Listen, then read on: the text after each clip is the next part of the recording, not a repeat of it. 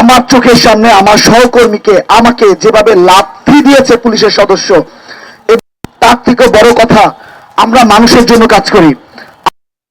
সামনে যখন নির্বিচারে সাধারণ মানুষদের নির্বিচারে পিটাবে, আর তখন আমরা প্রতিবাদ করি কেন আপনি সাধারণ মানুষদের পিটাচ্ছেন। আর সেই কারণে আমরা গণমাধ্যম কর্মীরা পুলিশের কাল হয়ে দাঁড়িয়েছিলাম গতকালকে। আমি আপনাদের ছোট্ট করে বলতে চাই, বাংলা মোটরে যখন নির্বিচারে সবাইকে পিটাচ্ছে, তখন আমরা তাদের কাছে মারছেন, সাথে সাথে আমার ঠিক তলপেটে বুট দিয়ে লাথি দেয়।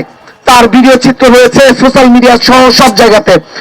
এবং সেই সাথে তারা কি করে, যখন আমরা তাদের কাছে ছুটে গিয়েছিলাম, তারা সংখ্যায় ছিল 150-র উপরে এবং সেখানে নেতৃত্বে ছিল উত্তরার ডিসি।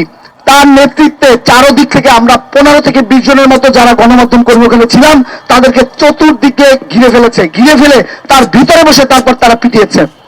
এবং এটি ছিল তখনকার ঘটনা, এবং বাস থেকে নামিয়ে নামিয়ে মানুষ পিটিয়েছে। এরপরে যারা ফোন, কারো ব্যক্তিগত ফোন চেক করার অধিকার তারা রাখে কিনা। আমার কথা হচ্ছে, যদি কেউ অন্যায় করে থাকে, যদি আন্দোলনও করে থাকে, তাকে আইনের আওতায় নিয়ে আসে, তারপরে তার যে শাস্তি হয়। কিন্তু আপনারা নির্বিচারে কাউকে আঘাত করতে পারেন কিনা, এই রায় পুলিশের আছে কিনা। এক, দুই হচ্ছে, এই সংক্ষিপ্তভাবে একটা কথা বলতে চাই, গণমাধ্যম কর্মীর উপরে যদি কোনো পুলিশ সদস্য আঘাত আনে, তবে তাকে তো আইনের আওতায় আনতে হবে।